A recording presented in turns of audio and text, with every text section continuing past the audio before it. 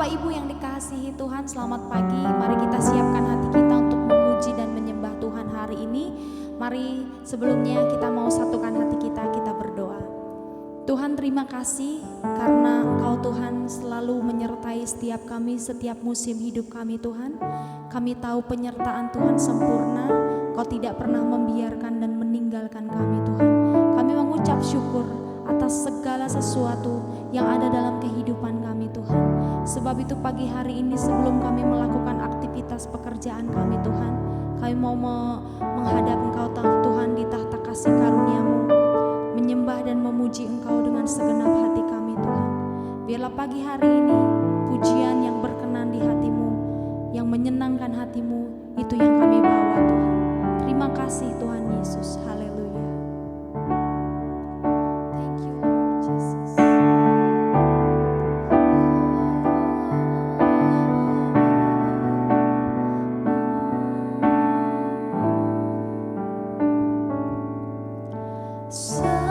Semusim berlalu, namun Kau selalu peliharaku.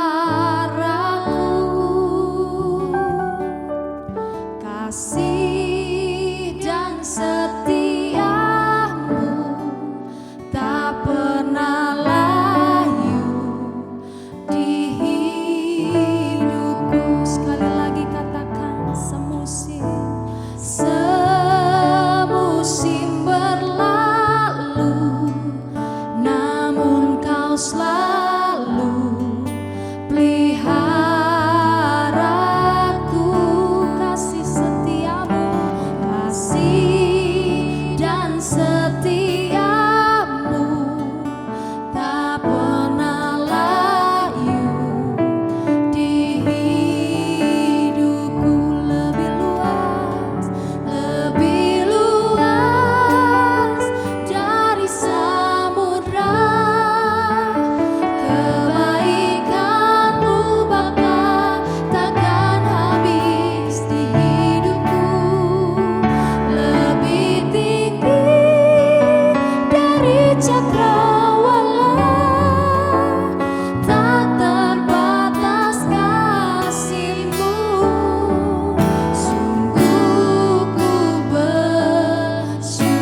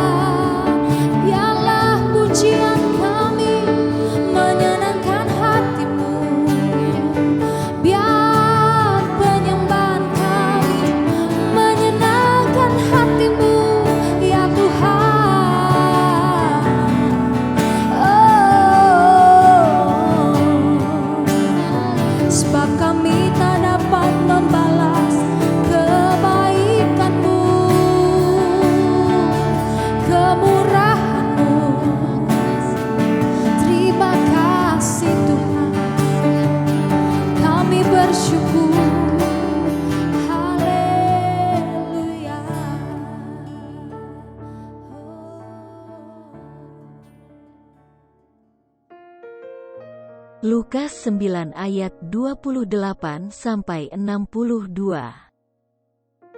Yesus dimuliakan di atas gunung. Kira-kira 8 hari sesudah segala pengajaran itu, Yesus membawa Petrus, Yohanes, dan Yakobus lalu naik ke atas gunung untuk berdoa. Ketika ia sedang berdoa, rupa wajahnya berubah dan pakaiannya menjadi putih berkilau-kilauan. Dan tampaklah 2 orang berbicara dengan dia, yaitu Musa dan Elia. Keduanya menampakkan diri dalam kemuliaan dan berbicara tentang tujuan kepergiannya yang akan digenapinya di Yerusalem. Sementara itu Petrus dan teman-temannya telah tertidur, dan ketika mereka terbangun, mereka melihat Yesus dalam kemuliaannya, dan kedua orang yang berdiri di dekatnya itu. Dan ketika kedua orang itu hendak meninggalkan Yesus, Petrus berkata kepadanya, "Guru, betapa bahagianya kami berada di tempat ini. Baiklah kami dirikan sekarang 3 kemah, 1 untuk engkau, 1 untuk Musa, dan 1 untuk Elia." Tetapi Petrus tidak tahu apa yang dikatakannya itu. Sementara ia berkata demikian, datanglah awan menaungi mereka. Dan ketika mereka masuk ke dalam awan itu, takutlah mereka. Maka terdengarlah suara dari dalam awan itu yang berkata, "Inilah anakku yang kupilih, dengarkanlah dia." Ketika suara itu terdengar, nampaklah Yesus tinggal seorang diri. Dan murid-murid itu merahasiakannya. Dan pada masa itu mereka tidak menceritakan kepada siapapun apa yang telah mereka lihat itu. Yesus mengusir roh dari seorang anak yang sakit. Pada keesokan harinya ketika mereka turun dari gunung itu, datanglah orang banyak berbondong-bondong menemui Yesus. Seorang dari orang banyak itu berseru katanya, "Guru, aku memohon supaya engkau menengok anakku, sebab ia adalah satu-satunya anakku. Sewaktu-waktu ia diserang roh, lalu mendadak ia berteriak, dan roh itu mengguncang-guncangkannya, sehingga mulutnya berbusa.